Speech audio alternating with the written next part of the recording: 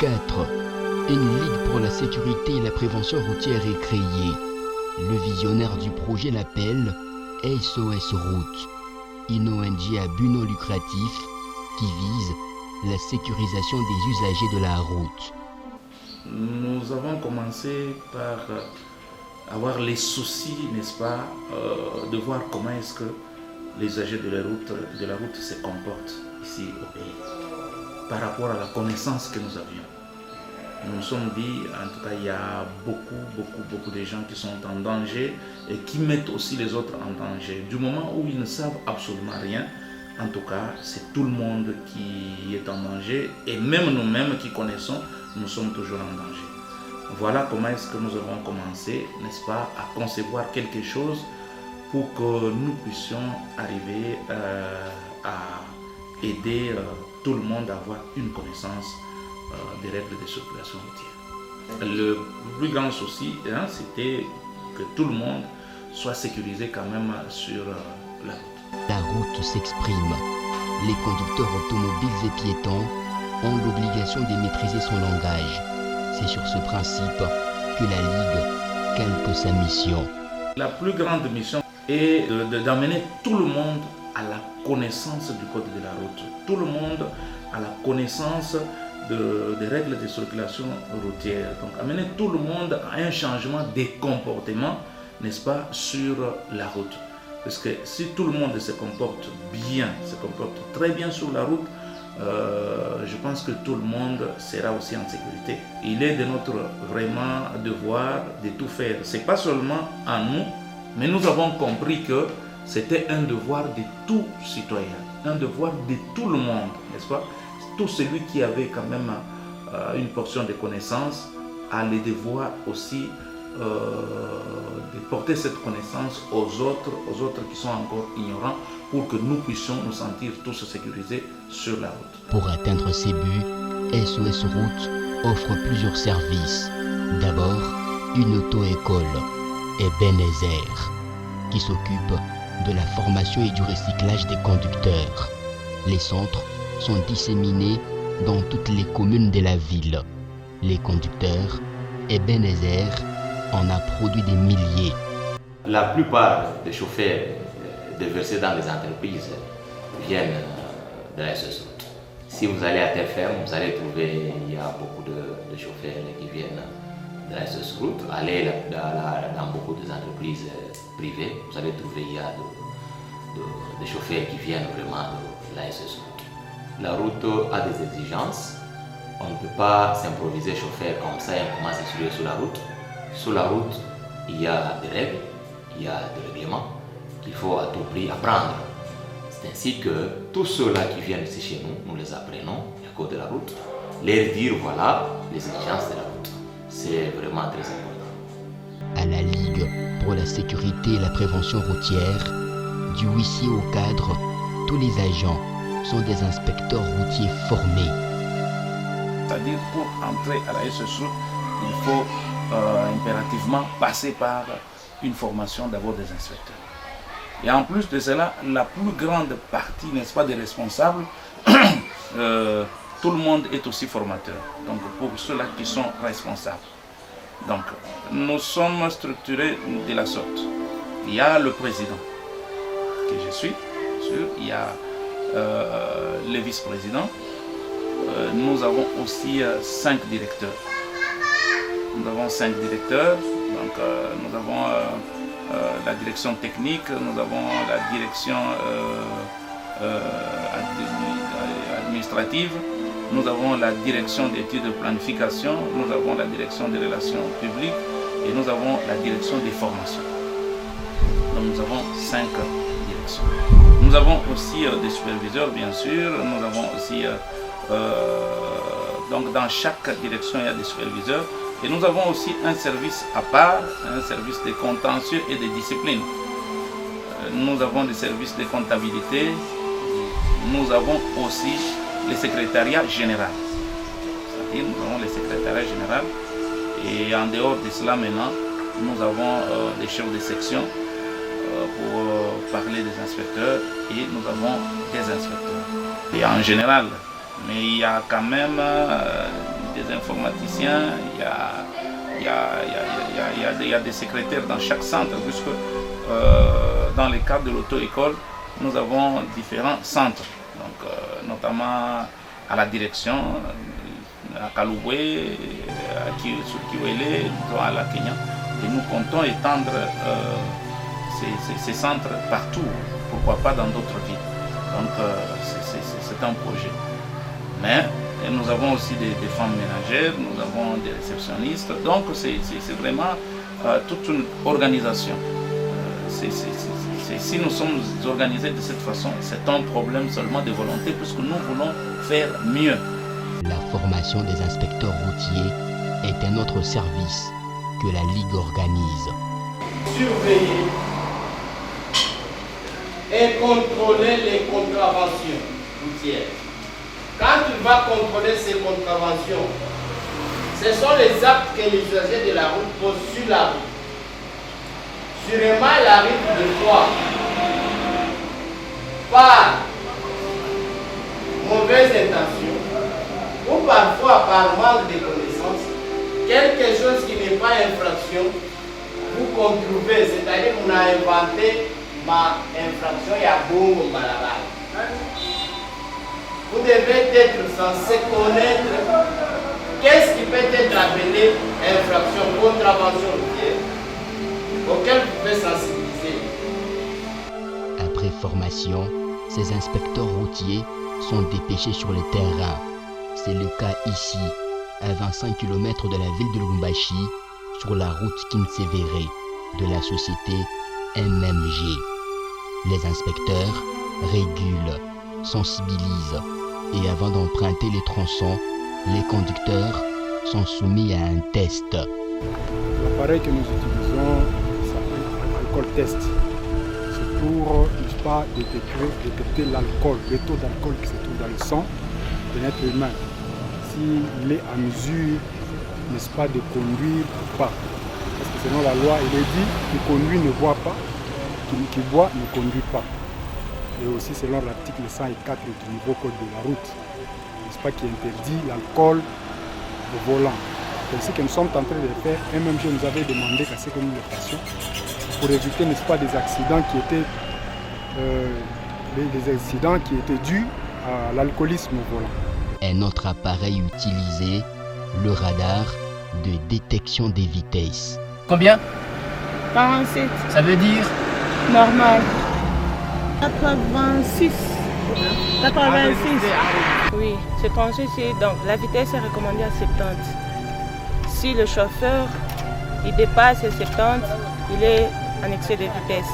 Et comme vous venez de voir le taxi qui vient de passer ici, il a roulé à 86, donc il a un excès de vitesse. Et notre travail, c'est de sensibiliser. Les radars, c'est un appareil, n'est-ce pas, qui constitue à détecter la vitesse, n'est-ce pas, d'un véhicule déterminé. Et sur place, par exemple, pour nos inspecteurs qui sont sur la route, n'est-ce pas, qui sont sur la route de Kinsevere, ces inspecteurs ont des radars que nous appelons pistolets. Il y a aussi des radars que nous appelons radars Trela. Et ce sont vraiment des appareils sophistiqués, vraiment qui vous détectent facilement et sans beaucoup d'acrobatie, en respectant bien sûr les normes de détection. Donc, puisque pour faire la détection, il y a des normes. Et nos inspecteurs sont bien formés dans ce sens-là pour détecter facilement les véhicules qui sont dans les transports. La sensibilisation est le cheval de bataille de la Ligue. Les inspecteurs commis sur les routes constatent, sensibilisent et préviennent contre les accidents. C'est le cas ici d'un mauvais chargement. Charge sans porte-bagages.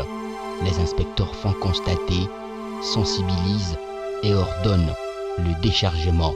Alors, les inspecteurs ont pour mission, n'est-ce pas, d'appréhender tout véhicule, n'est-ce pas, qui a fait un mauvais chargement et les amener, n'est-ce pas, à respecter les règles.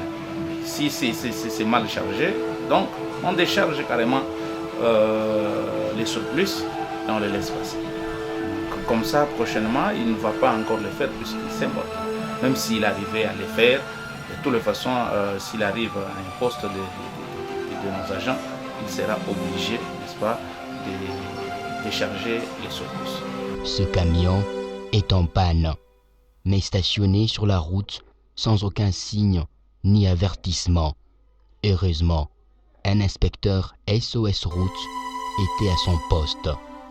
Les grandes routes sont construites avec de voies réservées aux cyclistes et piétons, mais rares sont ceux qui respectent ce passage.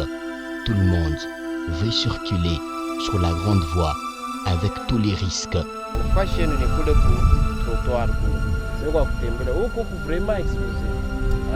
Napasha tuende ufike quelque part wengine uende ngambo wenu parce que imbalabala mshose ambazo wanatembea mko expose huko ni mama nyotoka na sikia mzee wangu ya kuzima kwa hapo angalia jinsi vitasaidia watu na wewe inapasha huko nenda unarudia usaidie watu usaidie na wewe jamaa yako vile kuna panga zako ya kweli bapieto mbalabala beko vraiment en divagation façon ile benatembea certains avaient bata confiance ya sema pale benatembea beko exposé. Il y a les normes prévues par la loi comment mtu alomkulu anapaswa kutembea barabara. Mais très souvent unapata ubantu eko natembelea mu chaussée pendant que la chaussée est réservée exclusivement pour miotoka.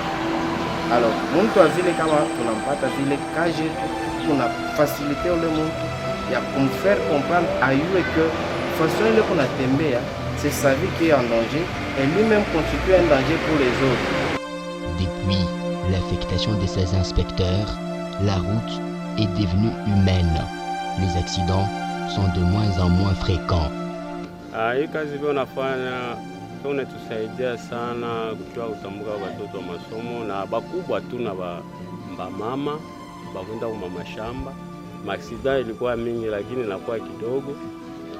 Haina vile ilikuwa zamani, kulikuwa ba mankinga, ba kukongana, ba motoka bo bina bo benyewe. Na mimi napiga asante sana kwa kutuwekea basimamizi beko na kufunga barabara huko. Changement ni mnene sana kwako. Juma accident ilikuwa yaka kwa sasa inapo. C'est ce genre de service que SOS Route offre pour assurer sa survie. Nous avons besoin d'une grande aide. Et l'aide là, c'est les services que nous vendons, les services que nous allons vendre. Nous ne sommes pas une ONG ou vraiment une maison qui doit toujours tendre la main pour attendre le financement, pour attendre quoi que ce soit. Non. Pour nous, comme une organisation qui se veut grande bien sûr, n'est-ce pas, mais en se basant sur ses propres efforts. C'est pourquoi nous vendons des services à des entreprises et ces entreprises, des entreprises sérieuses bien sûr, lorsque nous vendons nos services tels que par exemple la formation des conducteurs, toutes catégories bien sûr, tels que la formation des inspecteurs, tels que la surveillance de leur route. Donc, nous faisons la surveillance de leur route afin que les conducteurs ne débordent pas. Et nous faisons la sensibilisation des usagers de la route, n'est-ce pas, qui empruntent leur route pour parler surtout des secteurs miniers. Donc il y a des miniers qui sont un peu à l'écart et qui ont leur propre route. Et nous, puisqu'il y a quand même des villageois, il y a des gens qui habitent le long de ces routes-là, qui doivent aussi emprunter ces routes-là dans le cadre du social bien sûr.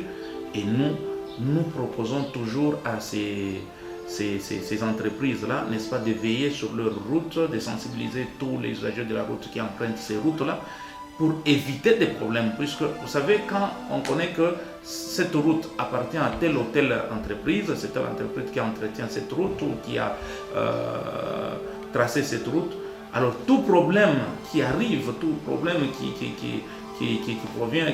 provient de cette route, on attaque l'entreprise et l'entreprise a ainsi des problèmes. Mais surtout c'est le problème de tamponnement. Mais lorsque nous sommes sur cette route, nous sécurisons les usagers de la route qui passent, nous les sensibilisons, en même temps nous les sécurisons pour éviter des accidents. Et ça profite et aux populations environnantes et bien sûr aux entreprises à qui appartiennent ces routes-là. Beaucoup de projets d'avenir. Élargir les activités pour servir les partenaires. SOS Route pense même à l'insertion d'un cours du langage de la route dans le programme d'enseignement national de la République démocratique du Congo. Nous pensons vraiment atteindre toutes les couches, n'est-ce pas? Nous pensons travailler d'abord avec beaucoup de partenaires pour nous permettre d'atteindre toutes les couches des différentes populations. Parce que tout le monde doit nécessairement connaître les règles de la circulation routière. Nous voulons travailler en partenariat avec l'État pour ce que nous puissions amener aussi, nous puissions vraiment avoir un programme, n'est-ce pas, dans le domaine de la circulation routière, n'est-ce pas, un programme scolaire.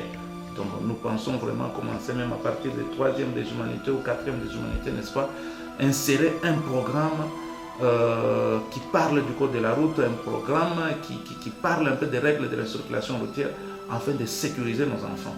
Et pourquoi pas commencer seulement un programme à l'école primaire. Donc tout dépendra vraiment de la façon dont nous allons traiter ces problèmes. Donc nous voulons que tout le monde circule vraiment en toute sécurité. C'est ça notre plus grand objectif. SOS Route.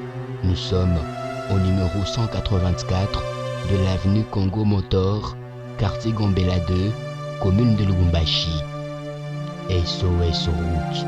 Avec nous, humaniser la circulation routière.